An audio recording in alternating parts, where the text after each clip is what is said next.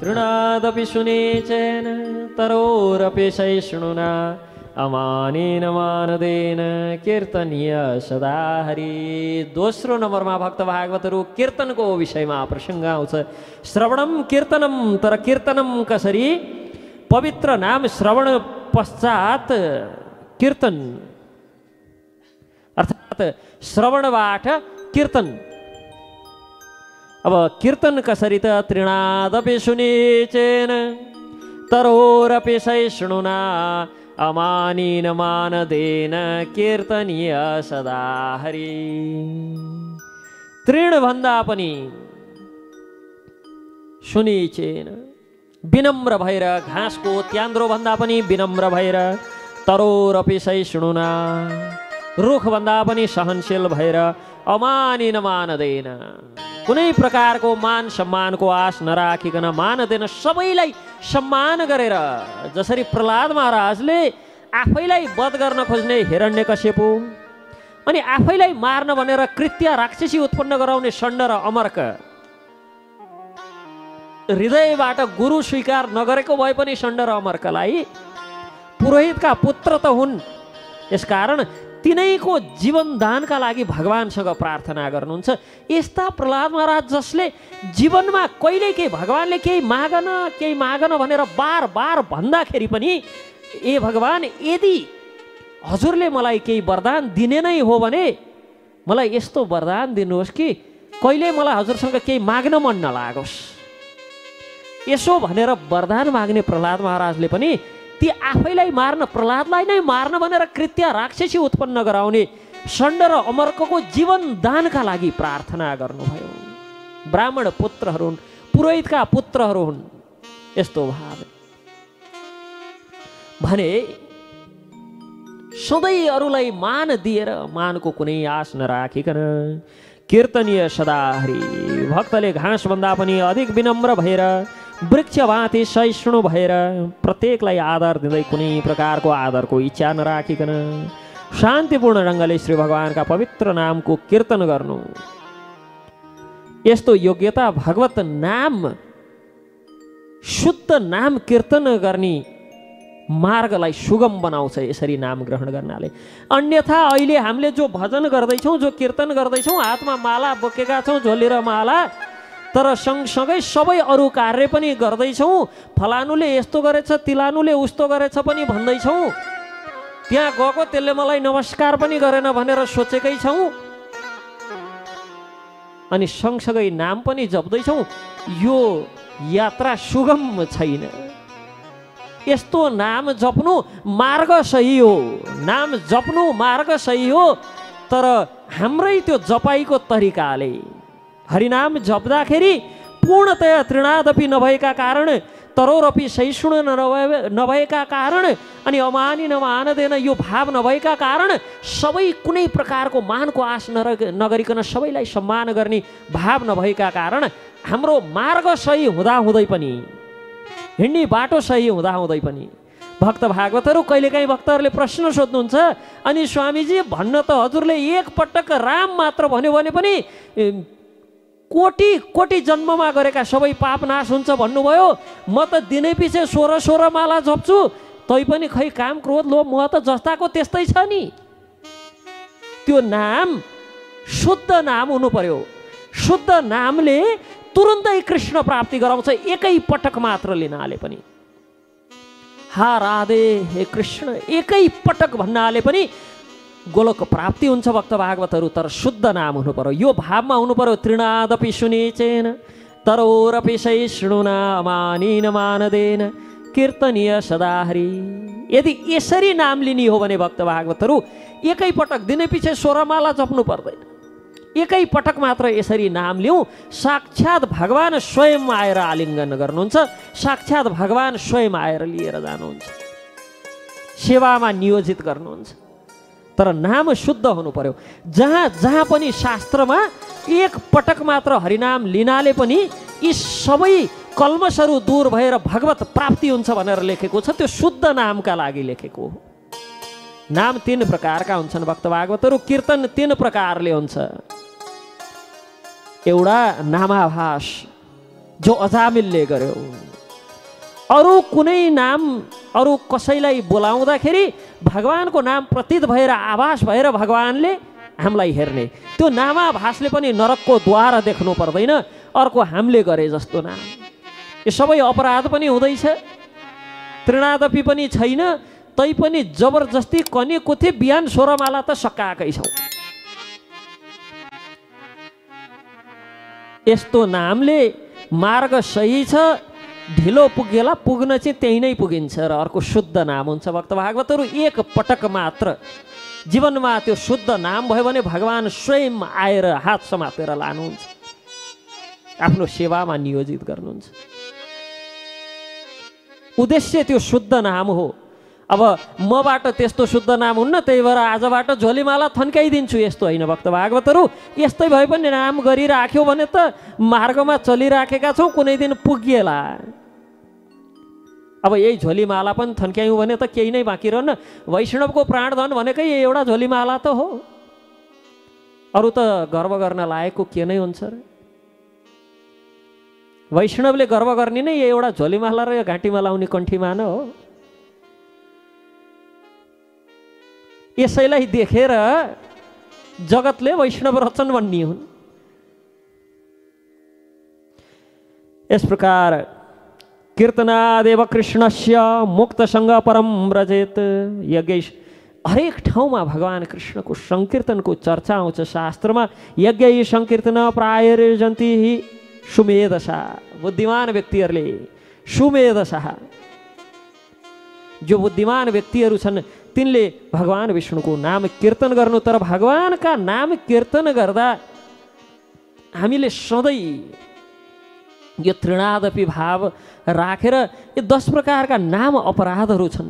भगवान नाम अपराध 10 प्रकारका पद्म पुराणबाट लिएको शताम निन्दा आदि भनेर 10 प्रकारका नाम अपराधहरूको चर्चा आउँछ शास्त्रमा। यी नाम अपराधबाट बाँचेर भगवत नामको कीर्तन गर्नाले भगवानको प्राप्तिको जो मार्ग छ सहज हुन्छ, सर्वसुलभ हुन्छ। स्मरणम श्रवण तथा कीर्तन विधि नियमित रूपले सम्पन्न गरे पछाडि, आफ्नो अन्तःकरण शुद्ध गरे पछाडि स्मरणको संस्तुति गरिएको छ शास्त्रमा।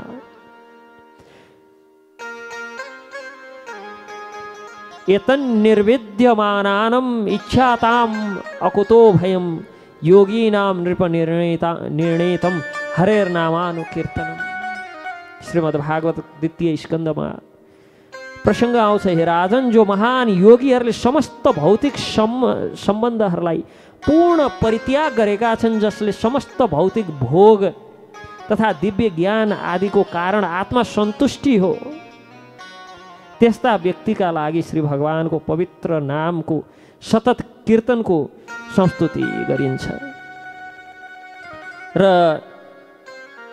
नामानुकीर्तनमा अर्थात् श्री भगवानका पवित्र नाम कीर्तनका अनेक भेदहरू छन्, विभिन्न प्रकारका भेदहरू छन्। विभिन्न प्रकारले भगवान नाम कीर्तन हुन्छ र मुख्यतः 5 वटा भेदहरू बताइएको छ।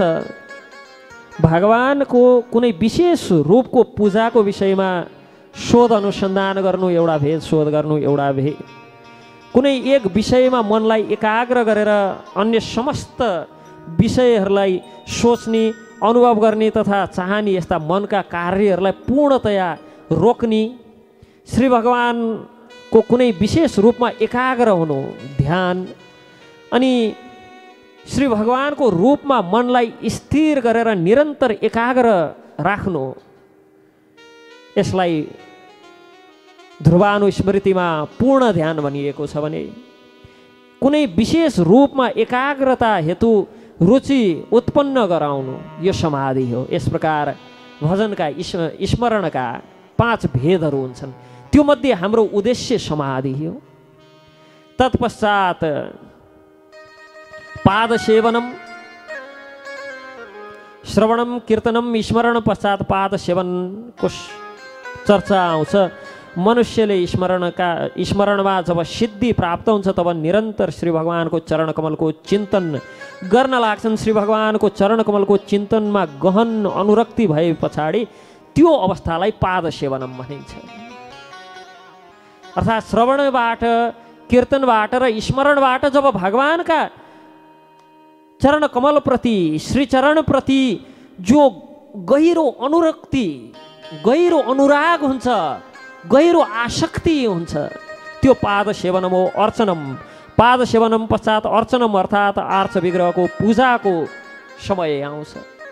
भक्त भागवतहरू हामी भन्ने गर्छौँ भगवानको यत्रो मैले पूजा गरेँ, सोमबारको व्रत बस्छु, मङ्गलबारको बस्छु, आइतबारको बस्छु, के को व्रत जति हामीले बस्न केही बाँकी नै छैन। जन्माष्टमी, रामनवमीमा मन्दिर जान्छु, यो गर्छु, त्यो गर्छु। त्यो सबै गर्दा गर्दै पनि भगवानको भक्तिप्रति मलाई स्वाभाविक अनुराग किन प्राप्त हुँदैन? हामीले यो प्रश्न गर्ने गर्छौँ भक्त भागवतहरू, तर हाम्रो प्रक्रिया नै गलत छ। पहिला श्रवण गरौँ, कीर्तन गरौँ, चिन्तन मनन गरौँ, पाद सेवनम भगवानको श्री चरणप्रति स्वाभाविक अनुराग उत्पत्ति गरौँ हृदयमा, तत्पश्चात आर्च विग्रहको सेवा गऱ्यौँ भनेदेखि त्यसले फल प्रदान गर्छ। अन्यथा आर्च विग्रहको सेवा गर्ने योग्यता पनि त हुनु पर्यो। आर्च विग्रह त साक्षात् भगवान श्रीहरि हुनुहुन्छ। साक्षात् भगवान श्रीहरिको सेवा गर्नका लागि, प्रत्यक्ष सेवा गर्नका लागि श्री विग्रहको सेवा, शालिग्रामको सेवा साक्षात् श्रीहरिको प्रत्यक्ष सेवा हो। भक्त भागवतहरू प्रत्यक्ष सेवा गर्नका लागि सखी हुनु पर्यो, सखा हुनु पर्यो नि, भगवानको पार्षद हुनु पर्यो, स्वजन हुनु पर्यो। त्यो पार्षद हुने योग्यता त बनाउनु पर्यो। तत्पश्चात मात्र त्यो सेवाले वास्तविक फल प्रकट गर्न लाग्छ।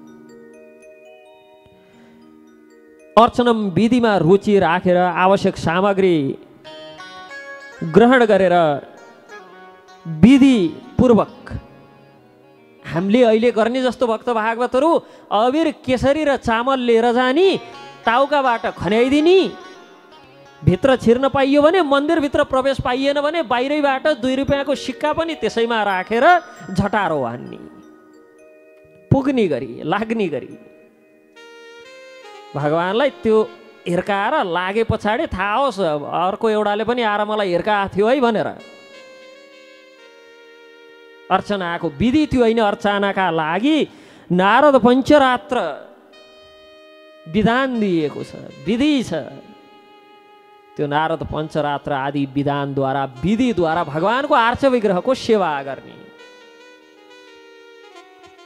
तर हाम्रो पूजन विधि त्यो अबिर केसरी हाम्रो यस्तो कठोर छालामा लाग्दाखेरि पनि जो रङले एलर्जी हुन्छ त्यो लगेर भगवानको श्री विग्रह जसको सारा शरीर कमल समान कोमल छन्,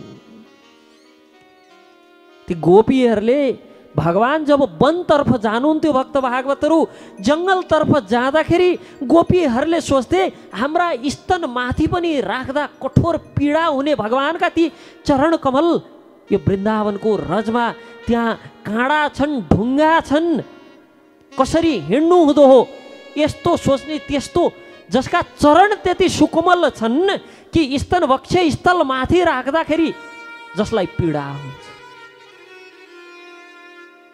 त्यस्ता चरण, श्री चरण। अनि त्यस्ता कोमलाङ्गी भगवान लगेर त्यो नाना भाँती हाम्रा यस्ता खस्रा फुस्रा छालामा लगाउँदा समेत जलन हुने अनेक प्रकारका रङ व्याधि छ्याप्दाखेरि कसरी अर्चना हुन्छ भक्त भागवतहरू? विधि विधान छ, शास्त्रले विधान दिएको छ, आगम आदि विधानहरू छन्, निगम आदि प्रक्रियाहरू छन्। यी विधान विधि विधानका अधीनमा रहेर भगवानको आर्च विग्रहको सेवा गर्नुपर्छ। अर्चनका 2टा पद्धतिहरू छन्, भागवत पद्धति र पञ्चरात्रिका पद्धति। यी 2 विधान मध्ये कुनै एक विधानबाट भगवानको श्री विग्रहको, आर्च विग्रहको अर्चना गर्ने। श्री विष्णु श्रवणे परीक्षित कसले के प्राप्त गरे? श्रवणबाट कसले के प्राप्त गर्यो? श्री विष्णु श्रवणे परीक्षित।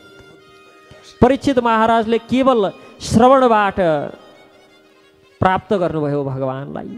7 दिन 7 रातसम्म यो कथा प्रवचन श्रवण गरेर परीक्षितले भागवत प्राप्ति गर्नुभयो र शुकदेवजीले केवल कीर्तनबाट भागवत प्राप्ति गर्नुभयो।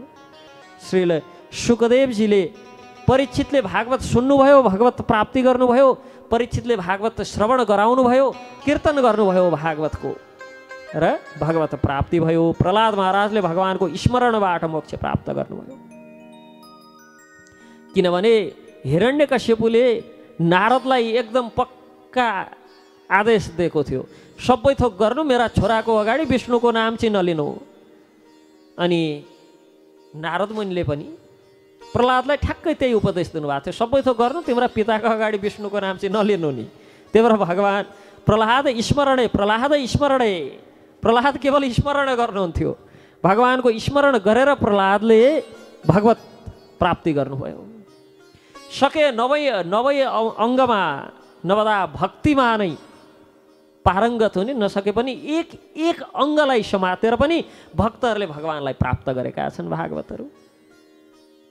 अनि भागदेवी, भाग्यकी देवी श्री लक्ष्मीले भगवानको चरण कमलको पूजा गरेर पाद सेवनम, लक्ष्मीजी जथाशास्त्रमा उल्लेख हुँदा पनि सधैँ पाद सेवनमा बस्नुभएको प्रसङ्ग आउँछ।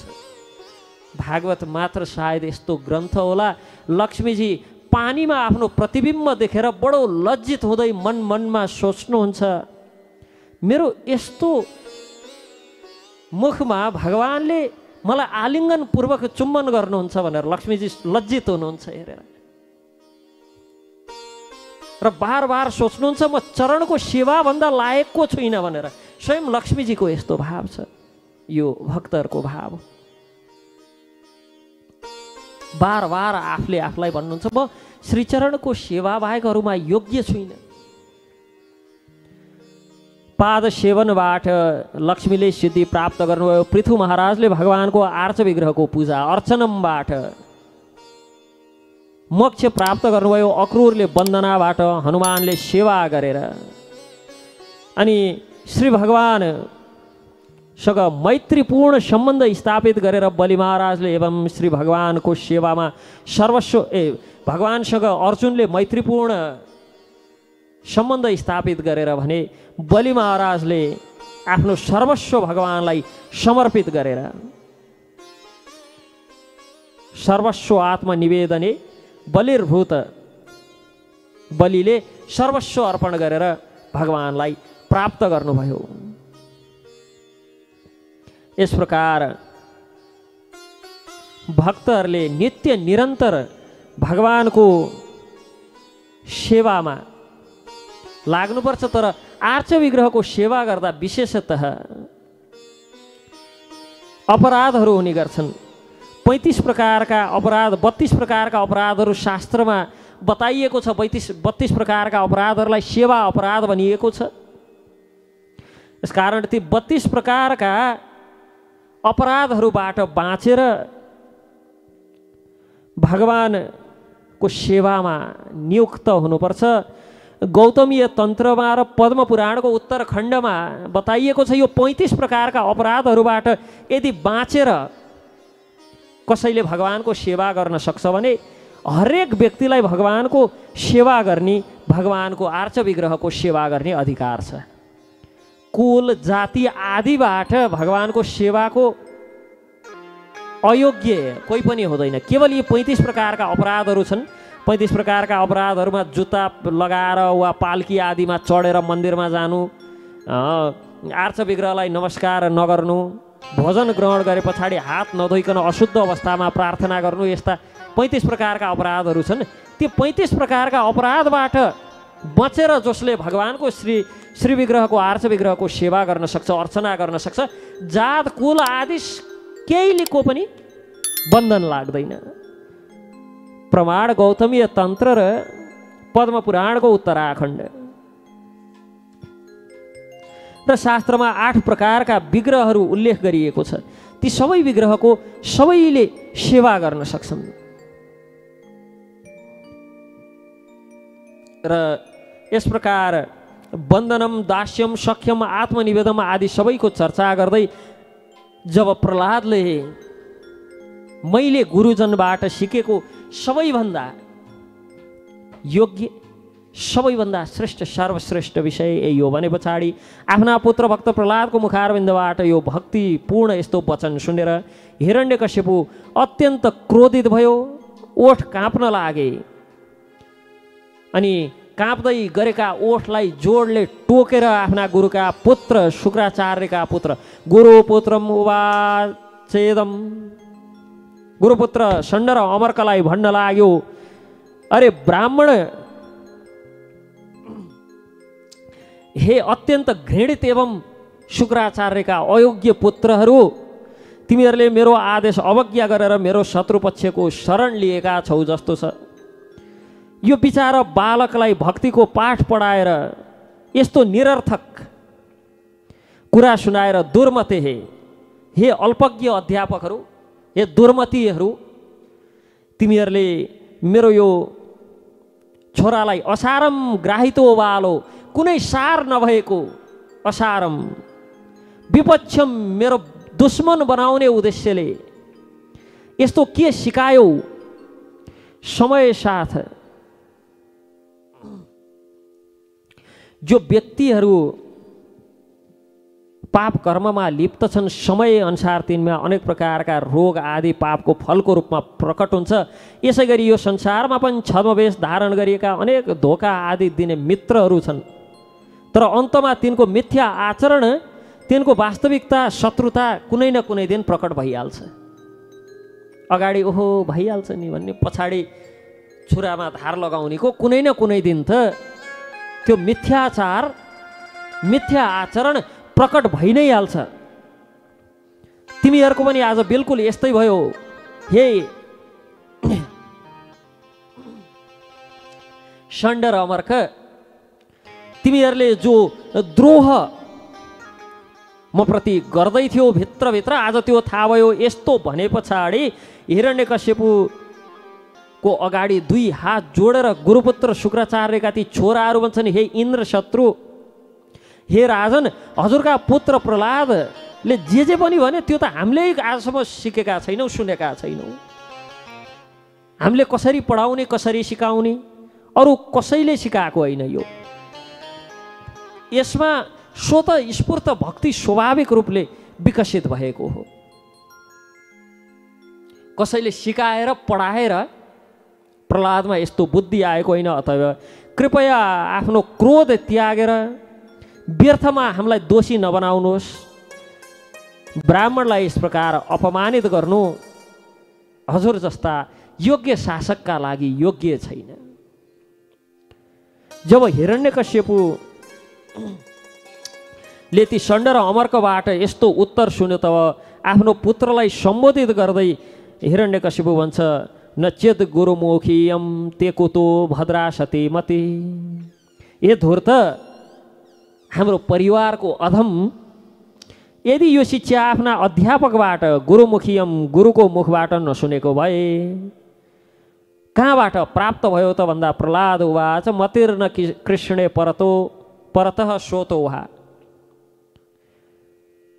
प्रहलाद महाराज उत्तर दिनुहुन्छ, आफ्नो संयमित इन्द्रियको कारण जो व्यक्ति भौतिकवादी जीवन प्रति अत्याधिक अव्यस्त छ त्यस्तो व्यक्ति नरकगामी हुन्छ र बार बार चपाइराखेको पुनश्चर्वित चर्वणानाम। एउटाले चपाएर थुक्यो, अर्को गयो त्यही उठाएर चपायो, अब रसाउँछ कि भन्यो, फेरि चपाएर थुक्यो, फेरि उठाएर चपायो, पुनश्चर्वित चर्वणानाम। नरकगामी हुन्छन् र बार बार एकपटक चपाइसकेकोलाई, पूर्वमा चपाइसकेकोलाई पुनः पुनः चपाएर रहन्छन्। यस्ता व्यक्तिहरू भगवान् श्रीकृष्णको प्रति झुकाव ज्ञानी आदिका उपदेशबाट, आफ्नो निजी प्रयासबाट वा दुवैको मिश्र योगबाट हुन सक्दैन। मतिर्न कृष्णे परत सोतो। भगवान प्रतिको मति त भगवानकै कृपाले मात्र हुन्छ। यहाँ पुनश्चर्वित चर्वणानाम भन्नुहुन्छ प्रहलाद महाराजले। यो इन्द्रिय तृप्ति, इन्द्रिय भोग र इन्द्रिय सुख अनेक 84 लाख योनिमा भोग्यौँ। कमसेकम मनुष्य योनिमा त एउटा बन्धनमा, एउटा आचरणमा, एउटा नियममा रहेर भोग्छौँ। अनेक पशु पक्षी आदिका योनिहरूमा स्वच्छन्द रूपमा इन्द्रिय तृप्ति गर्यौँ तैपनि यसबाट सुख, यसबाट शान्ति कहिल्यै प्राप्त भएन। यो त्रिताप सधैँ नै प्राप्त भइराख्यो इन्द्रिय तृप्तिको मार्गमा लाग्दा। फेरि मनुष्य भएर पनि अब भगवान् श्रीहरिप्रति मति श्रीकृष्णप्रति लगाउन छोडेर फेरि पनि त्यही चपाएर थुकेको विषयवस्तु पुनः चपाउँदैछौँ। पुनः पुनः यही इन्द्रिय भोगको विषयमै व्यस्त छौँ। जो मनुष्य भौतिक जीवनका भोगको भावना द्वारा दृढतापूर्वक बन्धनमा परेको छ र जसले आफ्नै जस्तो बाह्य इन्द्रिय विषयमा आसक्त नेत्रहीन व्यक्तिलाई आफ्नो नायक मानेको छ, अर्थात् अन्धाले अन्धालाई बाटो देखाउँदैछ, डोर्याउँदैछ, डोर्याएर लिएर जाँदैछ। यस्ता व्यक्तिहरूले जीवनको लक्ष्य भगवत धाम प्राप्ति गर्नु हो, भगवान विष्णुको सेवामा लाग्नु हो, यस्तो बुझ्न सक्दैनन्। जसरी नेत्रहीन व्यक्तिद्वारा पथ प्रदर्शन गर्दा सत्य मार्गबाट सबै व्यक्तिहरू भड्केर खाल्डोमा खस्न सक्छन्, फस्न सक्छन्, त्यसै गरी आफै समान अरू व्यक्तिद्वारा मार्ग देखाइए पछाडि सकाम कर्मको डोरीबाट, जन्जिरबाट बाँधिन्छ र बारम्बार भौतिक जीवन प्राप्त हुन्छ। जन्म मृत्यु जरा व्याधिबाट उन्मुक्ति प्राप्त हुँदैन। आदि दैविक, आदि भौतिक, आध्यात्मिक आदि 3 प्रकारका क्लेशहरूबाट उन्मुक्ति प्राप्त हुँदैन। यस प्रकार प्रहलाद महाराज बताउनुहुन्छ हिरण्यकश्यपुलाई। र हिरण्यकश्यपुले प्रहलादजीले यति भनेर, जसको बुद्धि भगवानको चरण कमलको स्पर्श गर्छ त्यस्तो व्यक्तिको जन्म मृत्यु अनर्थ सर्वथा नाश भएर जान्छ र त्यस्तो व्यक्ति त्रितापबाट मुक्त हुन्छ। तर जो व्यक्ति अकिञ्चन भगवत प्रेमी महात्माहरूको चरणको धुलमा स्नान गर्दैनन्, भगवानका भक्तहरूको कृपा प्राप्त गर्न सक्दैनन्, त्यस्ता व्यक्तिका बुद्धि काम्य कर्म पुरा सेवन गरेर पनि भगवत चरणको स्पर्श गर्न सक्दैनन्। यहाँ भगवानले भन्नुहुन्छ, यहाँ प्रहलाद महाराजले आफ्ना पितालाई भन्नुहुन्छ, जो व्यक्तिहरू अकिञ्चन भगवत प्रेमी महात्माहरूको चरण धुलीको सेवन गरेका छैनन्, त्यस्ता व्यक्तिहरू काम्य कर्मको पुरा सेवन गरेर पनि भगवत चरणको स्पर्श गर्न सक्दैनन्। सन्तहरूको सेवा कति महत्त्वपूर्ण छ, साधुहरूको सङ्ग कति महत्त्वपूर्ण छ, वैष्णव जनहरूको सेवा गर्नु कति महत्त्वपूर्ण छ। प्रहलादजी यति भनेर चुप लाग्नुभयो। हिरण्यकश्यपु क्रोधका कारण अन्धो भएर आफ्नो काखबाट ती प्रहलादलाई उठाएर भुइँमा फालिदियो। अन्धीकृतात्मा एकदम क्रोधले अन्धो भएर तिनै प्रहलाद जसलाई, जो आसुरिक स्वभाव भएका व्यक्तिहरू छन्, भक्त भागवतहरू, जसको चित्त चञ्चल छ, बार बार जो चञ्चल मनका छन्, जसले मनलाई अध्ययन गर्न सकेका छैनन्, त्यो पनि आसुरिक स्वभाव। तिनै प्रहलाद जसलाई आलिङ्गन गरेर आफ्ना आँखाका अश्रु धाराले स्नान गरायो, केही क्षणमा नै तिनै प्रहलादलाई बडो जोडले आफ्नो काखबाट उठाएर भैँमा फालिदियो। प्रहलादको त्यो वचन सहन सकेन। रोषका कारण, रिसका कारण आँखा राता राता भए भन्न लाग्यो, दैत्यहरू यसलाई यहाँबाट तुरन्त बाहिर लिएर जाओ, बाहिर लिएर तुरन्त यसलाई मार, यो मृत्युको योग्य छ, यसलाई मार्नु नै सर्वथा हाम्रो वंशका लागि हितकर छ। जसले अयम्य भातृहा स्वयं हित्वा स्वान सुहृदोधम,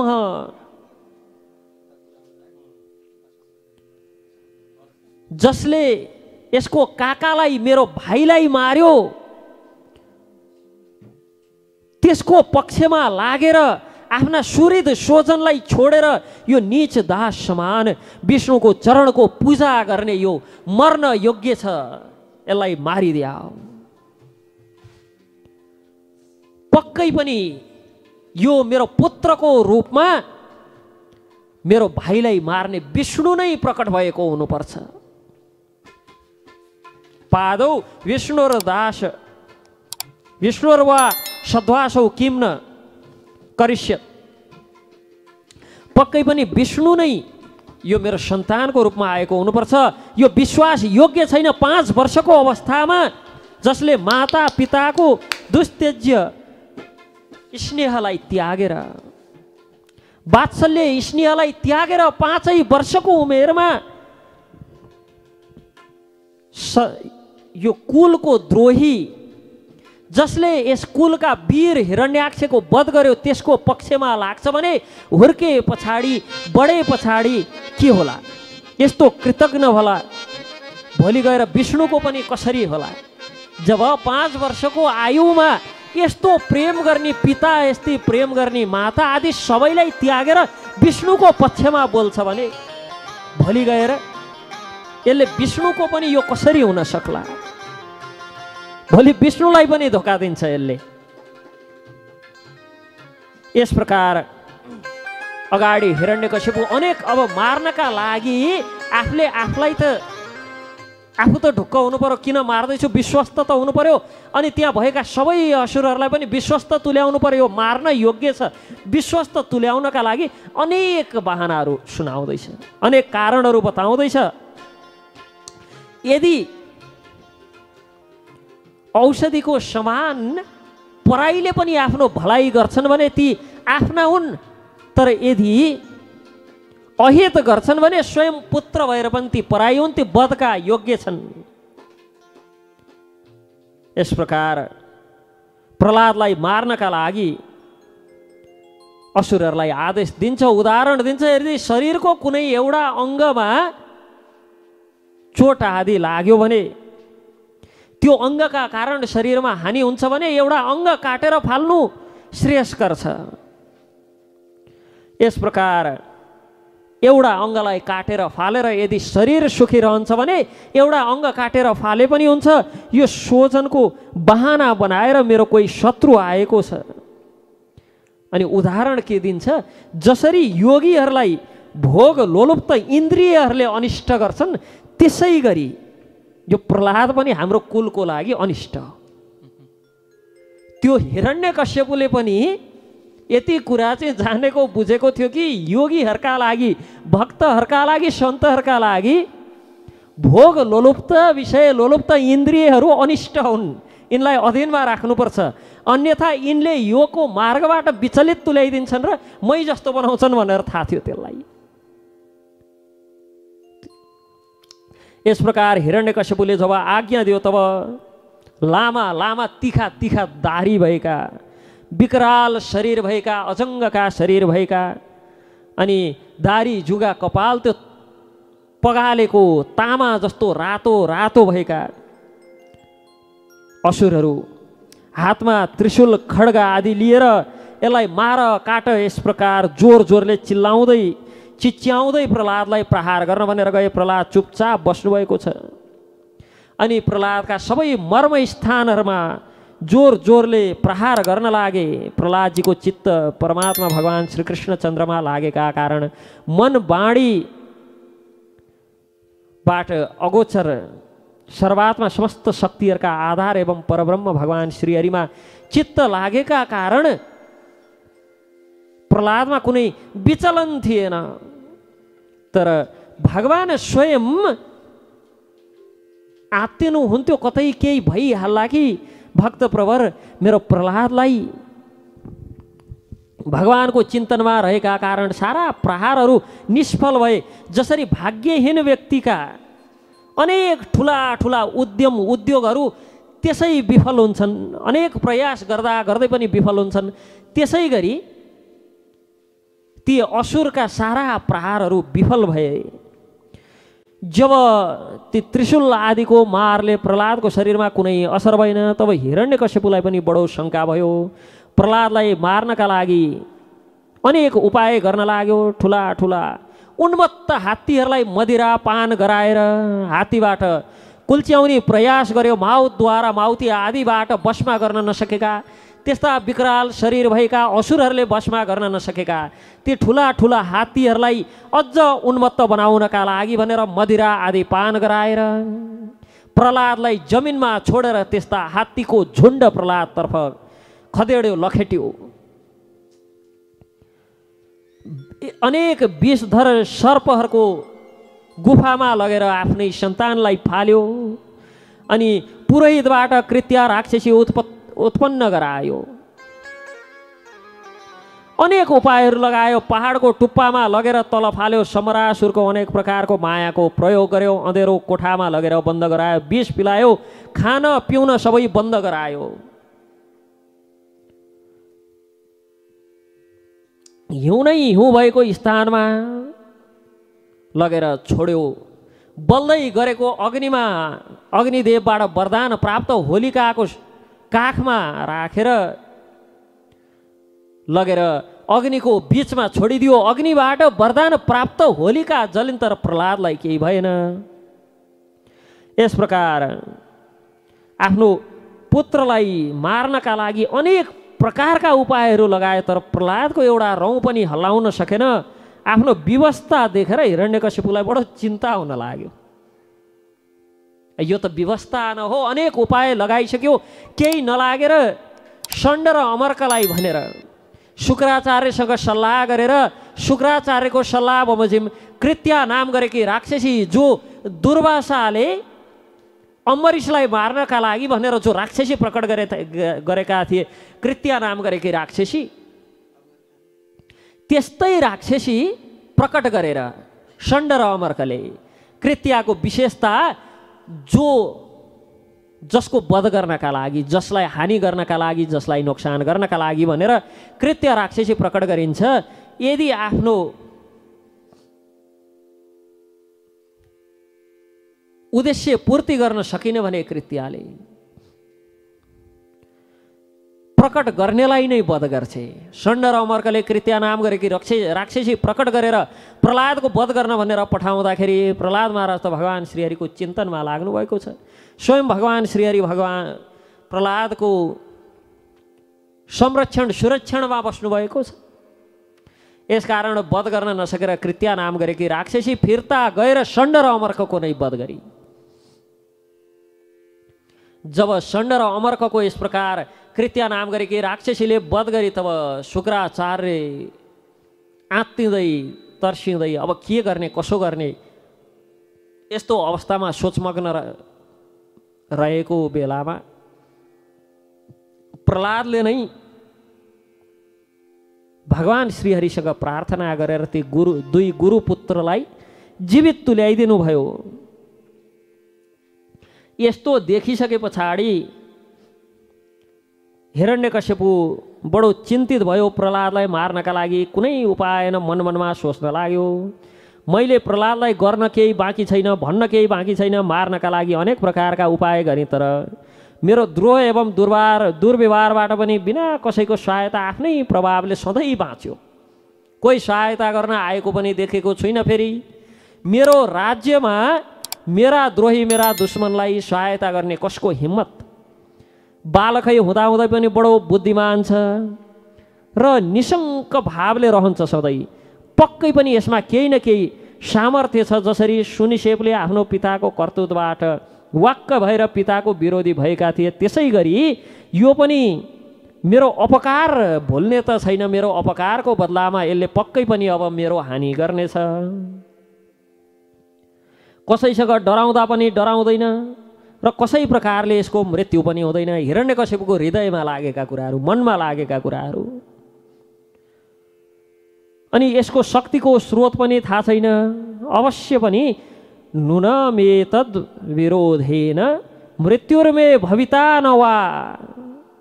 पक्कै पनि यसको विरोध गर्नाले विरोधेन मृत्युर्मे भविता न वा।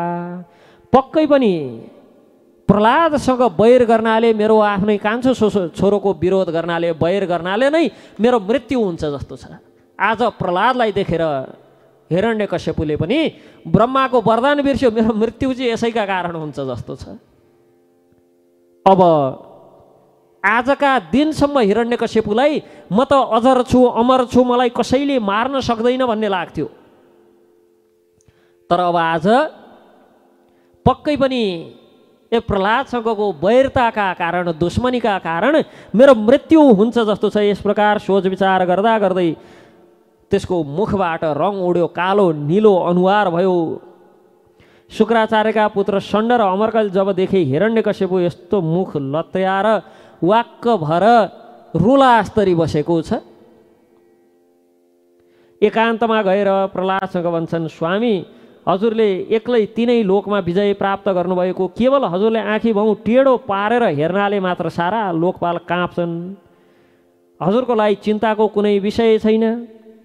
यस्तो यो बच्चाको खेलवाडमा धेरै सोच विचार गर्नु पर्दैन। जबसम्म शुक्राचार्य हाम्रा पिताजी फर्केर आउनु हुँदैन तबसम्म यो बालक डराएर कतै नभागोस्, यसकारण वरुणको पासले बाँधेर राख्नुहोस्। अवस्था वृद्धि हुँदै जाँदा, उमेर बढ्दै जाँदा बुद्धि पनि सुध्रिँदै जाला। हिरण्यकश्यपुले ठिक छ यति भनेर गुरुपुत्रको सल्लाह मानेर धर्मको उपदेश गर्नु यति भनेर पुनः गुरुकुलमा पठायो। पाठशालामा क्रमशः धर्म, अर्थ एवं काम यी तीन पुरुषार्थको शिक्षा दिन लागे। प्रहलाद अत्यन्त नम्र सेवक भाँति रहेर सबै पाठ सुन्नुहुन्थ्यो। तर गुरुहरूको त्यो शिक्षा प्रहलादलाई फिटिक्कै मन पर्दैन थियो। त्यो सुन्ने इच्छा फिटिक्कै नै हुँदैन थियो। किनभने गुरुजनहरूले केवल अर्थ, धर्म र कामको शिक्षा दिन्थे। यो शिक्षा केवल जो राग, द्वेष आदि अन्य विषय भोगमा रस मिल्छ ती व्यक्तिहरूका लागि मात्र यो शिक्षा काम लाग्छ। अब उहाँलाई राग, द्वेष आदिसँग सरोकार नै छैन, विषय भोगमा कुनै रस नै मिल्दैन, भगवान् श्रीहरिको सेवामा रस प्राप्त गर्ने व्यक्तिका लागि यस्तो शिक्षा बेकारको हो। एक दिन षण्ड र अमरक गृहस्थीको कामकाजले गर्दा कहीँ बाहिर गएका थिए। अब गुरुहरू नभएपछि विद्यार्थी कस्ता हुन्छन्? हामी विद्यार्थी कालमा जस्ता थियौँ त्यस्तै हुन्छन्। उपद्रो, उत्तण्डता, वित्तण्डता सबै गर्न आउँछ। त्यतिखेर भद्र भलादमी नै भइहाल्छ भने नि खेलकुदमा त लागिहालिन्छ। पढ्न चाहिँ गुरुजनहरू नभएपछि कहाँ पढिराख्ने हो त? यसकारण अब छुट्टी भयो, सबैजना समवयस्क बालकहरू खेल्न लागे। प्रहलादजीलाई पनि खेल्न भनेर बोलाए, तर प्रहलादजी परम ज्ञानी। अनि बालकहरूले जब खेल्न बोलाए पछाडि त्यो प्रेम देखेर ती बालकहरूलाई बडो मधुर वाणीले पुकारेर आफ्नो छेउमा बोलाउनु भयो र जन्म मरणको गति सम्बन्धमा चर्चा गर्दै हाँस्दै उपदेश दिन लाग्नुभयो। सबै बालकै थिए, यसकारण राग द्वेष परायण विषयभोगी पुरुषको उपदेश एवं चेष्टाहरूका कारण ती बालक, असुर बालकहरूको दिमाग बुद्धि भ्रष्ट भएको थियो। तर स्वाभाविक रूपमा भ्रष्ट चाहिँ थिएनन्। दूषित केवल त्यो तिनीहरूले जे सुनाए त्यही सुने, यही होला सत्य भनी ठानेर दूषित भएको, स्वभावतः दुष्ट वा स्वभावतः दूषित बुद्धि भइसकेको थिएन। यसकारण प्रहलादजीप्रति आदर बुद्धि भएका कारण आफ्नो खेलकुदका सामग्री छोडेर प्रहलादजीको छेउमा गएर चारैतर्फ बसेर उपदेशमा मन लगाएर बडो प्रेमले एकटक हेर्न लागे।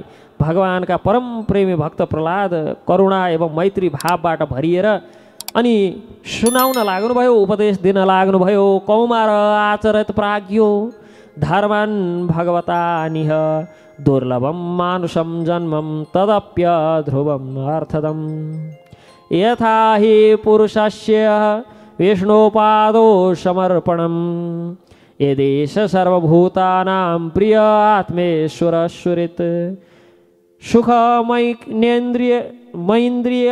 दैत्या दिह योगेन देहिनां सर्वत्र लभ्यते दैवाद्यथा दुःखम्। अयत्नतः प्रहलादजी भन्नुहुन्छ, हे मित्रहरू, यो संसारमा मनुष्य जन्म बडो दुर्लभ छ। यसद्वारा अविनाशी परमात्मा प्राप्ति हुन सक्छ। दुर्लभम मानुषम जन्म, मनुष्यको जन्म पाउनु बडो दुर्लभ छ। 84 लाख योनि मध्येबाटै एउटा योनि छ मानव, र यो मानव देह पाउनु बडो दुष्कर छ, दुर्लभ छ, अप्राप्य छ। तर विशेषता के छ भने अविनाशी परमात्मा भगवान श्रीहरि प्राप्त गर्न सकिन्छ यो देहबाट, यो शरीरका माध्यमबाट। यसलाई साधन बनाएर साधना गर्नाले भगवान श्रीहरिको प्राप्ति हुन सक्छ, भगवान श्रीकृष्णचन्द्रलाई प्राप्त गर्न सकिन्छ।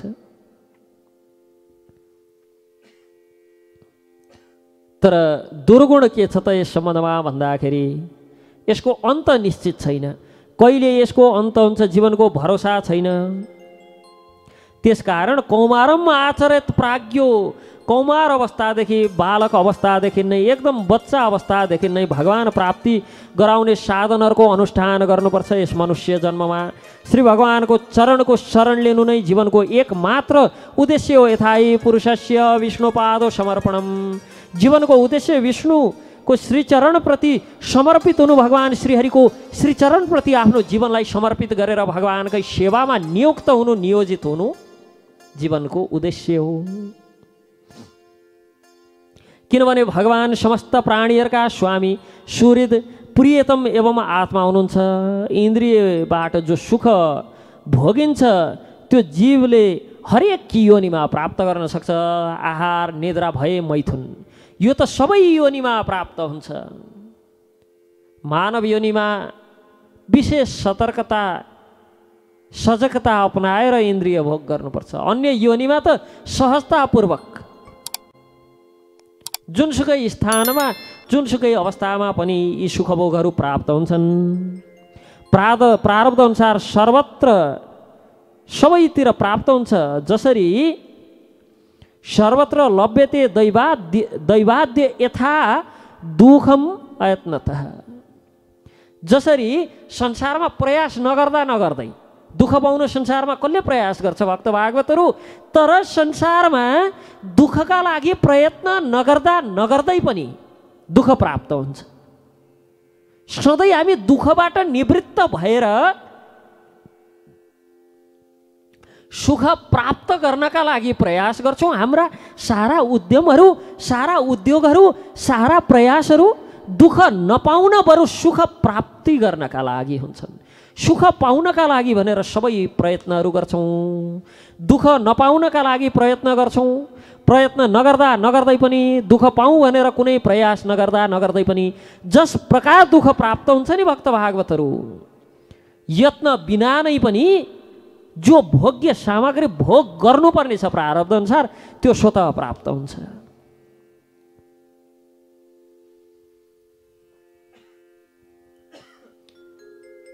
र कहिलेकाहीँ प्रश्न गर्ने गर्छौँ हामी, अनि प्रयासै नगरी भाग्यमा छ भनेर अजिङ्गरका मुखमा गएर मृग त आफै छिर्दैन होला भन्छौँ। छिर्छ भक्त भागवतहरू, उखानै छ नि अजिङ्गरको हारा दैवले पुर्याउँछ भनेर। यत्न नगर्दा नगर्दै पनि प्राप्त हुन्छ, त्यही भएर त्यो भनाइ बनेको हो। र प्रसङ्ग आउँछ एकपटक गुरुले गुरुकुलमा रहेका विद्यार्थीहरूलाई भनेछन्, भगवानले जो भोग हामीले प्राप्त गर्नुपर्ने छ भगवत कृपाले हाम्रो प्रारब्ध अनुसार त्यो त हामीले नचाहे पनि प्राप्त गर्छौँ। जुन दानामा, जुन गेडामा, जुन अन्नमा जसको नाम लेखेको छ त्यो त हामीले नचाहे पनि प्राप्त हुन्छ।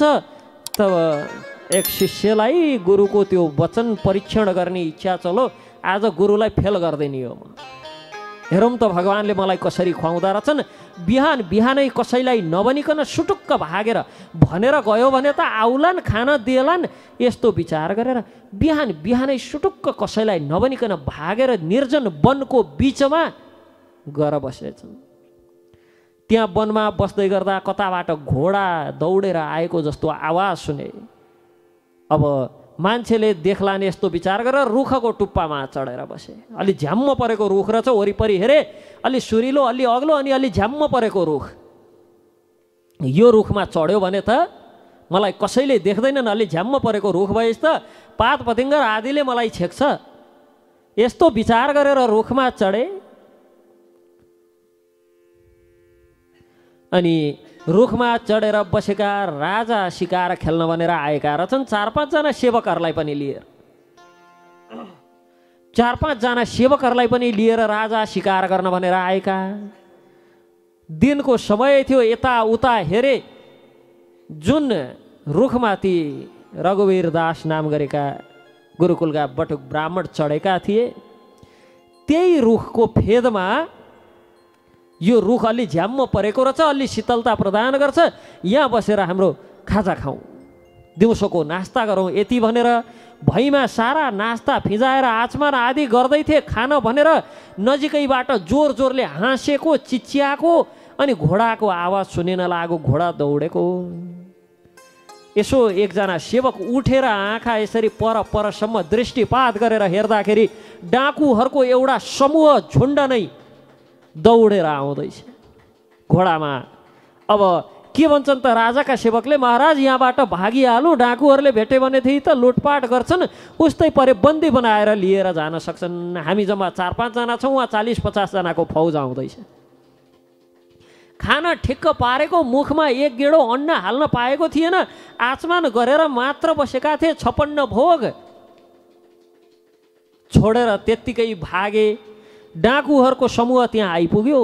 आइपुगेर हेर्दाखेरि जमिनमा खानेकुरा ठक्क मिलाएर राखेको छ, तर घाँस हालेको छैन। देख्दाखेरि यो पक्कै कोही राजा महाराजा यो मार्गबाट जाँदै थिए र हामी आउँदै गरेको थाहा पाए पछाडि भागेछन्। चलो यो 56 भोग हामीले भोग गरौँ, हामीले खाउँ, यति भनेर जसै खान लागेका थिए। डाकुहरूको सरदारले के भन्छ भने, राजाले छोडेर गएको बिख हाल्या हुनसक्छ हामीलाई मार्नलाई। अनि अर्कोले बिख हाल्या भएदेखि त हामी मऱ्यौँ कि मरेनौँ हेर्न कसैलाई छोड्या होला। यहाँ सबतिर खोजेर बिचारा रुखको टुप्पामा बसेका त्यो रघुवीर दासलाई तानेर झारे। त हामीलाई मार्नलाई बिख हालेर यहाँ अन्न राखेर पर्खेर बसेका छस्, कहिले मर्छौँ हामी भनेर। बिचारा उनी त जे सत्य तथ्य हो सबै थोक बताए, त्यस्तो होइन यस्तो यस्तो उहाँ गुरुजीले यसो भन्नुभएको थियो गुरुकुलमा। त्यही भएर भगवानको परीक्षण गर्न म यहाँ आएर लुकेर बसेको। त्यही बेलामा राजा आए, त्यही भएर रुखको माथि चढी खान भनेर लागेको थिएँ, तिमीहरू आइपुग्यौ, छोडेर भागे। खान त उसो भए। अब बिचारा भगवानको परीक्षण गर्न बसेका खान्न भन्छन्। झन् तिनीहरूको शङ्का सत्यतामा परिणत हुँदैछ। खान्न किन भन्यो? यदि यसले भनेको जस्तै घटना यहाँ घटेको भए यसले खान्न किन भन्यो? पक्कै बिख मिसाएको छ, त्यही भएर खान्न भन्यो। हात खुट्टा समातेर मुख आँखा गरेर कोचाएर खायो, ल खान्न, हामीलाई मार्ने त आफै मर भनेर त्यो बिचारा 5-7 जनालाई पुग्ने भाग एउटालाई कोचाएर पठायो। उनले बुझे भगवानले प्रारब्ध अनुसार जो कालक्रमले प्राप्त हुनुपर्ने मैले लिन्न भनेर कहाँ आउँदो रहेछ। त्यो कालक्रमले प्राप्त हुन त लिनै पर्दो रहेछ। यति विचार गरेर उनी गुरुकुलमा फर्किए। अजगर करेना चाकड़ी पंक्षी करे कोही काम, दास रघुवीर कहे सबके दाता राम। न अजगरले कसैको चाकडी गर्छ, न चराले कसैको नोकरी गर्छ, सबके दाता राम। सबैलाई भगवानले पुर्याउनु भएकै छ। मनुष्य मात्र यस्तो योनि होला भक्त भागवतहरू, कहिल्यै पुग्दैन। बाटोमा एक ट्रक चामल चाहिँ राखिदियो भनेदेखि चराले आउँछ, कति खानुपर्छ टुपटुप टिप्छ हिँड्छ। सबैले त्यही गर्छन्। मनुष्य त्यो सबै उठाउँछ, उठाइसके पछाडि यत्रो बाटोमा राख्ने थियो सोना मन्सुली पो राख्दैछन्, बासमती राखे भयो हुन्थ्यो भन्न लाग्छन्। स्वभाव कहिल्यै पुग्दैन। आजको भोजनको रस भोलि के खाने भनेर सोच्दा सोच्दै त्यो रस लिन पनि बिर्सिन्छ, त्यो आनन्द लिन पनि बिर्सिन्छ। त्यसै कारण भोकैले मर्ने जीव चाहिँ सायद मनुष्य मात्र होलान्। अरू सबैलाई भगवानले पुर्याइदिनु भएको छ। सबैलाई भगवत कृपा, भोको मर्दैनन्। मनुष्य एउटा योनि हो। त्यो भगवत कृपावश प्राप्त भएको फल नभोगेर आफै ईश्वर अहम भोगी बन्न खोजेर, आफै कर्ता बन्न खोजेर, प्रारब्ध र भाग्यमाथि विश्वास नगरेर प्रारब्धलाई चुनौती दिने प्रयास गर्दा गर्दै भोकै मर्छ। रस लिन भुल्नु भनेको पनि त भोकै मर्नु हो। यहाँ थालमा 56 भोग छ, त्यसको रस नलिएर पर्सि के खाने, 5 वर्ष पछाडि के खानेसम्म त ठिक थियो। छोरालाई के खुवाउने, नातिलाई के खुवाउने, 7 पुस्ता पछाडि के खाने, त्यसको चिन्तन गर्दा गर्दै जीवन व्यतीत हुन्छ। न भजन हुन्छ न भोजन हुन्छ, दुइटै हुँदैन। यसकारण यहाँ भन्दै हुनुहुन्छ जो प्रारब्ध अनुसार पाउनुपर्ने भोग छ त्यो त स्वतः प्राप्त भइहाल्छ नि। त्यसका लागि छुट्टै मेहनत गर्नुपर्ने आवश्यकतै छैन, जरुरत छैन। स्वयं प्राप्त हुने वस्तुका लागि परिश्रम गर्नु आयु र शक्तिलाई व्यर्थमा गुमाउनु हो। आयु पनि क्षीण, शक्ति पनि क्षीण। जो प्राप्त हुनै छ त्यो प्राप्य वस्तु हामी जान्ने बुझ्ने हुनुभन्दा अगाडि नै जन्मेकै दिनबाट हामीले के खाउँला भनेर भगवानले आमाको स्तनमा दुध भरेर पठाइदिनुहुन्छ। बालक जन्मिनु 2-4 दिन अगाडि त दुध आउन्न, अनि चपाएर दाल भात ड्याममा टन्न खान सक्ने भइसके पछाडि पनि दुध सुक्छ। बस जबसम्म बाँच्नुपर्छ नि, जबसम्म हामी पूर्ण रूपमा आफ्नो उद्यम केही पनि गर्न सक्दैनौँ, पूर्ण भगवानमा शरणागत हुन्छौँ नि, त्यस दिनसम्मका लागि पुग्ने गरी भगवानले खानेकुरा नि दिएर पठाउनु भएको छ। जब हातखुट्टा पाखुरीमा बल लाग्छन् अनि आफै उद्यमी बन्न लाग्छौँ, अनि त्यस पछाडि भगवानले लौन त मैले दिया नखाने भए आफै खा भनेर छोड्दैनुहुन्छ। यस प्रकार जो स्वयं प्राप्त हुने वस्तुका लागि परिश्रम गर्नु आयु र शक्ति व्यर्थ गुमाउनु समान हो। जो व्यक्तिहरू यस्ता विषय वस्तुमा अल्झिन्छन् तिनले भगवानको परम कल्याण स्वरूप चरण कमल प्राप्त गर्न सक्दैनन्। तथा विन्दते क्षेमम मुकुन्द चरणाब्जुभुजम। हाम्रो शिरमा अनेक प्रकारका भयहरू सवार छन्, यसकारण यो शरीर जो भगवत प्राप्तिका लागि पर्याप्त छ, जबसम्म रोग शोकग्रस्त आदि भएर मृत्युको मुखमा जाँदैन तबसम्म बुद्धिमान व्यक्तिले आफ्नो कल्याणका लागि प्रयत्न गर्नुपर्छ। शरीरम पौरुषम यावन्न विपद्यत पुष्कलम। मनुष्यको पुरा आयु 100 वर्ष छ। पुंसो वर्ष शतम यायुस्त अर्धम चाजेतात्मना निष्फलम यदसौ रात्र्यम शेतेन्द प्रपितस्तमः। मनुष्यको पुरा आयु मुस्किलले 100 वर्ष छ। 100 वर्ष आयु छ त भनियो, 50 वर्षमा मरिन्छ कि 20 वर्षमा मरिन्छ कि 80 वर्षमा मरिन्छ कुनै निश्चित छैन। त्यही सरदर 100 वर्ष नै आयु मान्यौँ भने पनि 50 वर्ष त सुतेरै बिताउँछौँ। रात्रिको कालमा 50 वर्ष सुतेर बिताउँछौँ। घोर तमोगुणमा अज्ञानबाट ग्रस्त भएर सुतेर बिताउँछौँ। बच्चा कालमा आफ्नो हित अहित आदिको ज्ञान रहँदैन। 8-10 वर्षको उमेरसम्म त्यसै खेर फाल्छौँ। तत्पश्चात कुमार अवस्थामा पुग्छौँ। अब खेल्नु पर्यो, दौडिनु पर्यो, भागदौड गर्नु पर्यो, खेलकुद गर्नु पर्यो, यस्तै कार्यमा व्यतीत गर्छौँ। र 20 वर्षको आयु यसै नै खेर जान्छ। तत्पश्चात वृद्ध अवस्थामा बुढेसकालले जर्जर हुन्छ शरीर। अन्तको 20 वर्ष केही गर्ने शक्ति रहँदैन। बाँकी रहेको 20 को अलिअलि आयु बाँचेको छ। दुरापुरेण कामेन मोहेन च बलि यसा शेषम गृहेषु शक्तस्य प्रमत्तस्यापयाति। अब अलिकता आयु बिचा बाँच्छ। 100 वर्षको आयुमा 50 वर्ष यसै खेरै फाल्यौँ। 10 वर्ष बच्चा बेलामा अनि कौमार अवस्थामा खेर फाल्यौँ। त्यस पछाडि अर्को 10, 15, 20 वर्ष वृद्ध अवस्था भएर गयो। बाँकी रहन्छ 20मा 15-20 वर्ष समय। यदि 100 वर्ष बाँचियो भने अनि त्यो 15-20 वर्षको समय कहिल्यै पुरा नहुने ठुला इच्छा छन्, हाम्रा महत्त्वाकांक्षाहरू छन्। घर द्वार आदिको आसक्ति छ, घर परिवार आदि इत्यादिको आसक्ति छ।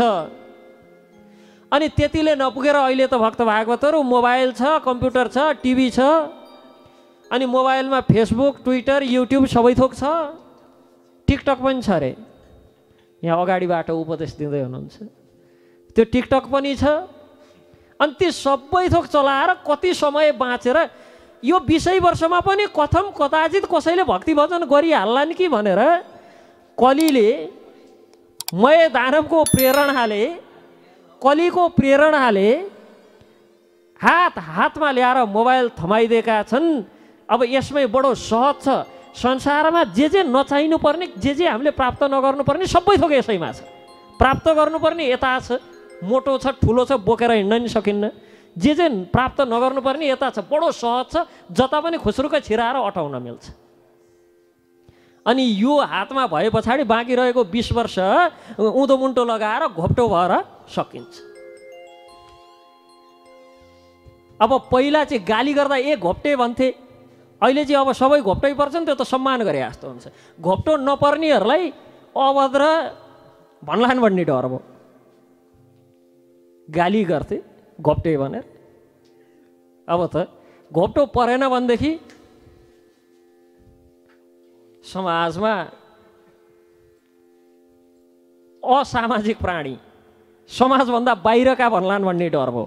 हातमा मोबाइल, अनि त्यो मोबाइलमा कमसेकम यी 8-10 वटा सामाजिक सञ्जालमा एकाउन्ट भन भनेदेखि, अनि दिनमा 2-4 घन्टा घोप्टो परेन भनेदेखि समाजबाट बहिष्कृत भइएला भन्ने डर, पाखे भन्छन्।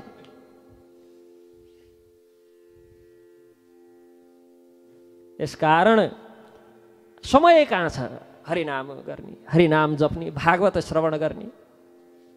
अलिअलि बचे खुचेको समय अब त्यो फेसबुक चलाएर टिकटक युट्युब सबै थोक हेरेर बाँकी रह्यो भने त घर परिवारलाई नि समय दिनु पर्यो अलिअलि। भलै हुन त सबै व्यस्तै हुन्छन् त्यसैमा, तैपनि अलिअलि कथम कदाचित अब सुतेर आदि जीवन, बच्चा बेलामा खेलकुद गरेर आदि जीवन। खेलकुद कुद्न त छोडे, आजकल मोबाइलमै खेल हुन्छ, खेल मात्र गरेर कुद गर्न छोडे, कुद्ने दौडिने बिर्से। आजकल फुटबलदेखि लिएर क्रिकेटसम्म मोबाइलमै खेल्न मिल्छ, ग्राउन्डमा जानु पर्दैन, मैदानमा जानु पर्दैन। यो सबै गरेर 20 वर्ष जति आयु बाँकी रह्यो, त्यो 20 वर्षमा पनि अर्को 8-10 वर्ष घोप्टे भएर सिद्ध्याउनु पर्यो मोबाइल चलाएर। बाँकी रहेको 5-7 वर्ष आयुमा कहिले भजन गर्ने, कहिले परिवारलाई दिने, कहिले बाआमा हेर्ने, कहिले सन्तान जन्माउने, कहिले त्यसलाई हुर्काउने बढाउने।